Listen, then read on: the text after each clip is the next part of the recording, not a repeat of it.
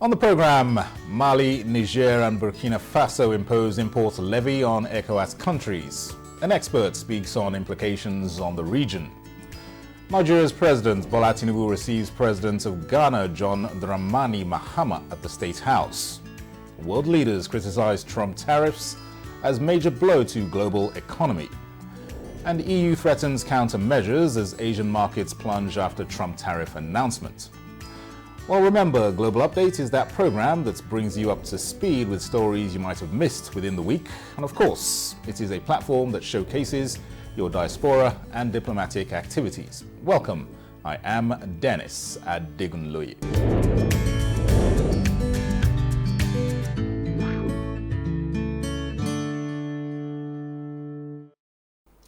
First, here is a graphic representation of trending stories within the week that made headlines.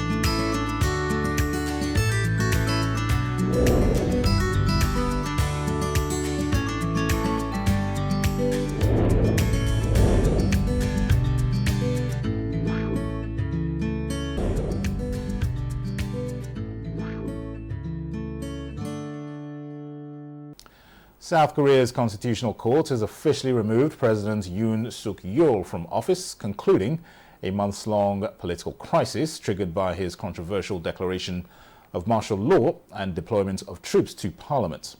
The ruling, delivered unanimously, follows the National Assembly's decision more than 3 months ago to impeach Yoon.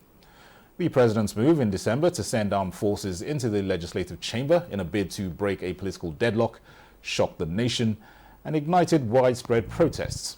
According to the court, the president's actions amounted to serious violations of the constitution.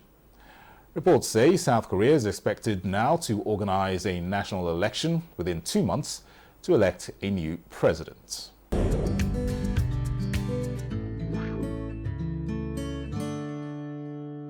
Nigeria's president and chairman of ECOWAS, Bola Tinubu, says the interests of the citizens of these three Sahelian countries and the security of the sub-region must be taken into account, while ECOWAS continues consideration of a reconnection with the three countries that have pulled out of the bloc.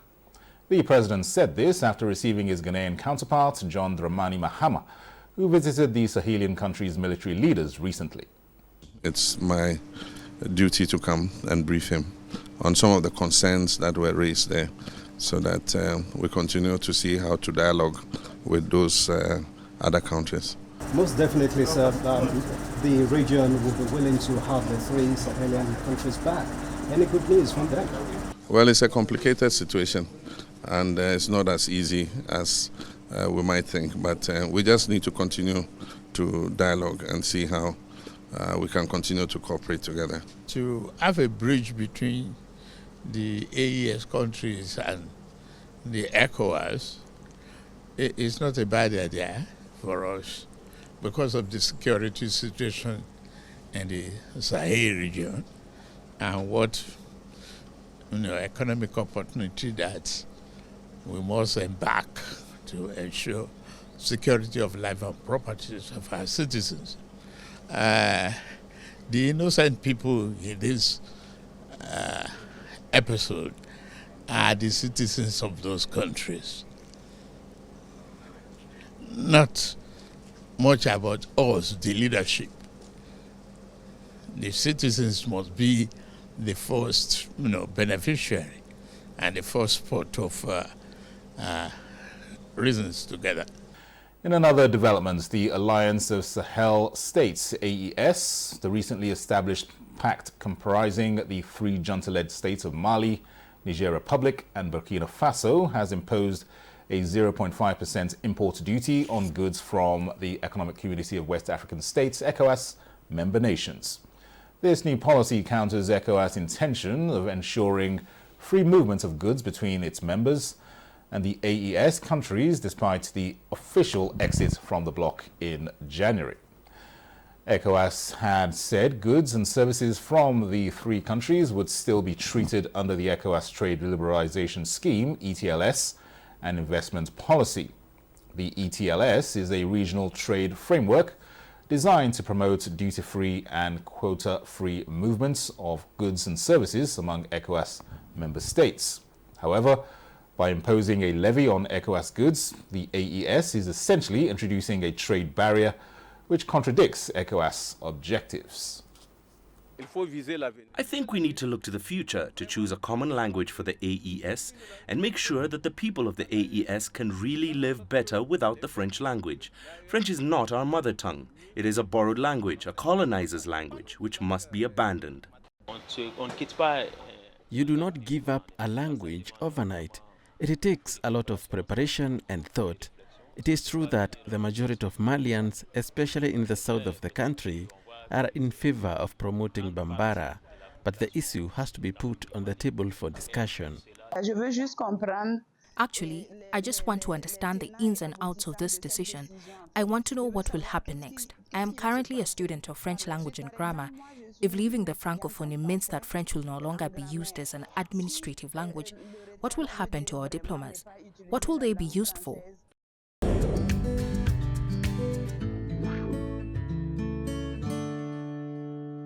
We are now joined by an expert, Professor Jonathan Aremu. He is also a consultant to ECOWAS on economic relations to speak on this new development.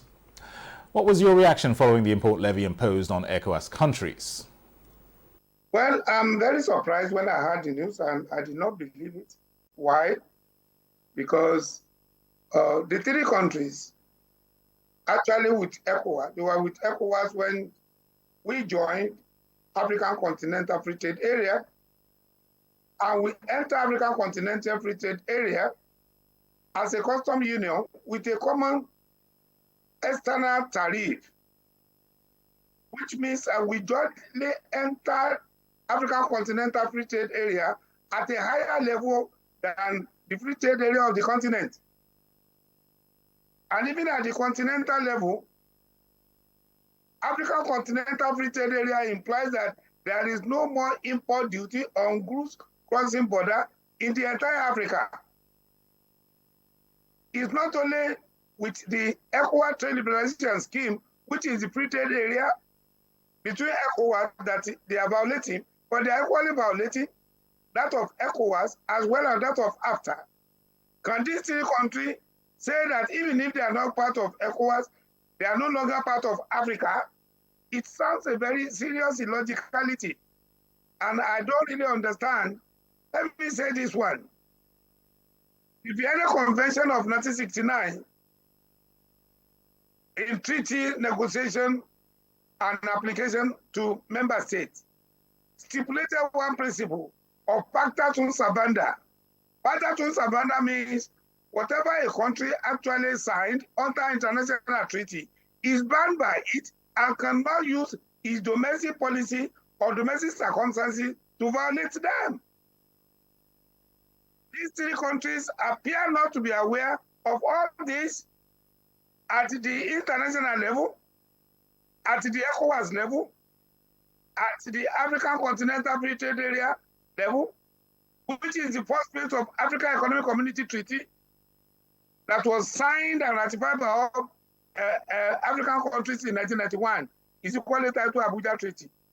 So I don't really understand why this stand, because it appears that those people that recommended this development to these three landlocked countries did not actually think well for the welfare of their people. Because even taking that particular stand, goods coming from other countries into their country, we did not pass through the ECOWAS country to go get to them. So to me, I don't really understand what is happening. I think that maybe I thought initially that they misquoted them, that's not what they meant. But since the news is coming on and on again, and it seems to disappear, and getting to this stage, I'm totally surprised. This is not good in the interest of the three countries. But coming to your question with respect to hiking goods coming from ECOWAS countries, well, the purchasing power of these three countries is not so much relevant within ECOWAS to be able to justify a sort of actually truncating the benefit of which what they are trying to do.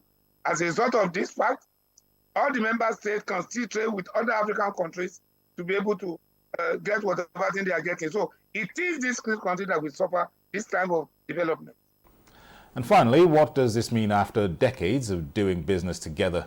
Does this suggest that the efforts to bring the three Sahelian states back to ECOWAS is complicated, or rather, has it failed? Your view? They are now saying directly or indirectly that they are having financial pressure, right? Well, we are having financial pressure, and then relegating on what you have signed in international treaty is not the answer. Why did you actually disengage from ECOWAS anyway? Because the issue, what they are going to lose is more than the rest of ECOWAS country. Let me tell you, it's about 3 days of what they did happen. I've been hearing calls from Cape Verde, I've been hearing calls from Sierra Leone, I've been hearing calls from Gambia. People have been disturbed. Why did these people do this? I say, I don't know. I don't have the answer. Me, I'm just seeing it. And they say, well, because of your role. I said, which role? I'm not in this country. They have taken the decision. Look, let me say this one.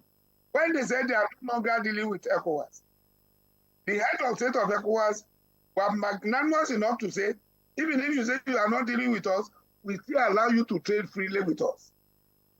Because even after us allowed this kind of level of trading, and therefore not only that, enjoying the ECOWAS trade liberalization scheme, we are going to make sure that there is still free movement of personnel. And thirdly, member state staff that are coming from your country, they will still not be discriminated against. I think the position of ECOWAS Commission and that of the head of state is so nice for this country to be able to look back and see, look, let's go back to our brother. But to take a stand that they want to finance, how much money will they be able to get from importing from ECOWAS? And again, unfortunately, because they are least developed countries under classification, that means that products come from EU can enter their country. Unlike Nigeria, that say that we are not going to sign economic partnership agreement. In that case, that means quite a lot of products coming in from other parts of the world, well, many of them coming through ECOWAS countries anyway. I don't know whether they'll be able to pass through this country.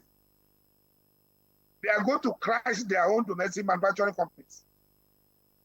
Let me say this one. To what extent can they go far away? What is the productive capacity in terms of manufacturing of product that they have? What is the statistic with respect to a standard of living, with respect to per capita income, with respect to employment, with respect to macroeconomic stability in terms of external sector, GDP growth, as well as other things? This country, they are not doing so well. And if because of the revenue derived, which they are saying they are going to block ECOWAS, the implication on ECOWAS will not be, ECOWAS country will not be as serious as one that will be on them. That's exactly what I'm saying. Well, they have not they have been very silent with respect to ECOWAS countries that have businesses in their environment. They have not said they have to go home. They have not said that they are going to actually do anything against them. But if they actually do that again, we still have international law, which is even more than the foreign law, which is more or less very agent law with respect to when you expropriate capital of another country. You have to make sure that it satisfies the customary international law, which have to be done with full payment, right, at an appropriate time, and in convertible currencies. Can they actually say that ECOWAS members say that in their countries can go away if they say that that will further put their country under pressure in terms of payments? And if they now say that they will pay what they want, then the entire world will crash for them and say that, no, you can't just be deviant to everything that is the global economy. Nobody do that. Even the mere fact that you are not obeying the Vienna Convention of 1969, which is Pacta Sunt Servanda, that you have to abide by what you sign, is already a signal that you are not doing. You don't know what you are doing. It's only in the Bible you forgive those who don't know what they are doing. Outside the Bible, you punish them. Thank you, Professor Aremu, for sharing your views and honoring our invitation.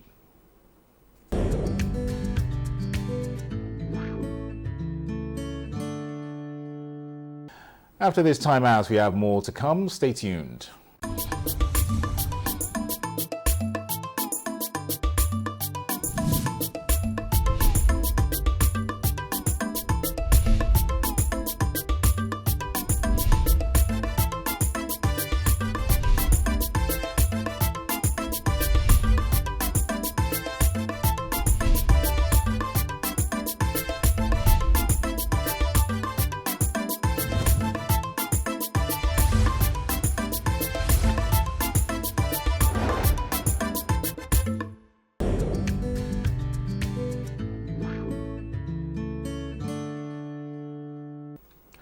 Welcome back. U.S. President Donald Trump has unveiled sweeping tariffs on some of the country's largest trading partners. Trump said he would impose a 10% universal tariff on all imported foreign goods, in addition to reciprocal tariffs ranging from 20% to more than 40% on dozens of countries. U.S. President Donald Trump has unveiled sweeping tariffs on some of the country's largest trading partners. Trump said he would impose a 10% universal tariff on all imported foreign goods, in addition to reciprocal tariff ranging from 20% to more than 40% on dozens of countries. China was hit with a 34% fee, in addition to a 20% tariff on all Chinese imports already in place, while the EU will now be levied at 20% and Japan at 24%. Trump said America had been looted by its trading partners. The 10% universal tariff will go into effect on 5th April, while reciprocal tariff will begin on 9th April. Stocks dived after the announcement. The technology shares particularly hard hit, while the price of gold hit a record high as investors scramble for safety. EU is preparing countermeasures that will apply if negotiations fail. The global economy will massively suffer. Uncertainty will spiral and trigger the rise of further protectionism. The consequences will be dire for millions of people around the globe, also for the most vulnerable countries, which are now subject to some of the highest US tariffs. The opposite of what we wanted to achieve. The tariffs will also hurt consumers around the world. It will be felt immediately. Millions of citizens will face higher grocery bills. Medication will cost more, as well as transportation. Inflation will go up. And this is hurting in particular the most vulnerable citizens. All businesses, big and small, will suffer from day one, from greater uncertainty to the disruption of supply chains, to burdensome bureaucracy, the costs of doing business with the United States will drastically increase. And what is more, there seems to be no order in the disorder, no clear path through the complexity and chaos that is being created as all US trading partners are hit. In the past 80 years, trade between the European Union and the United States has created millions of jobs. Consumers across the Atlantic have benefited from reduced prices. Businesses have benefited from huge opportunities, leading to unprecedented growth and prosperity. And at the same time, we know that the global trading system has serious deficiencies. I agree with President Trump that others are taking unfair advantage of the current rules, and I'm ready to support any efforts to make the global trading system fit for the realities of the global economy. But I also want to be clear. Reaching for tariffs as your first and last tool will not fix it. This is why, from the outset, we have always been ready to negotiate with the United States to remove the remaining barriers to transatlantic trade. At the same time, we are prepared to respond. We are already finalizing the first package of countermeasures in response to tariffs on steel, and we're now preparing for further countermeasures to protect our interests and our businesses if negotiations fail.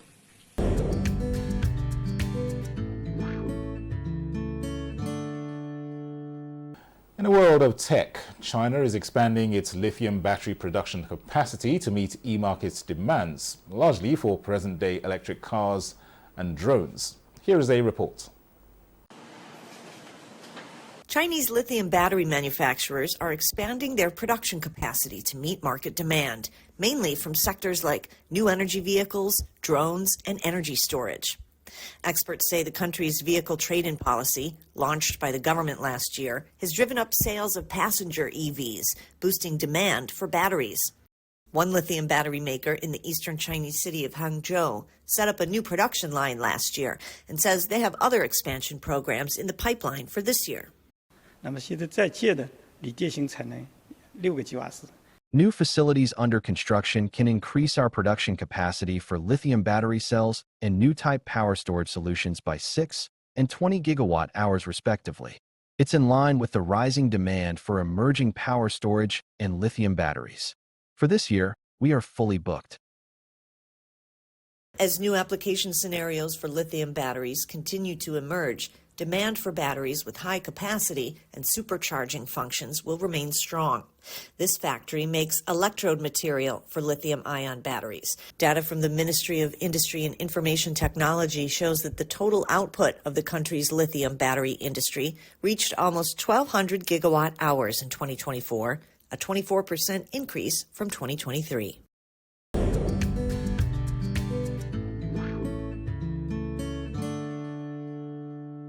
Well, that concludes this week's episode of Global Updates. We hope you will join us again for another fresh package, same time next week. Remember, showcase your activities here. I am Dennis at Digunlui.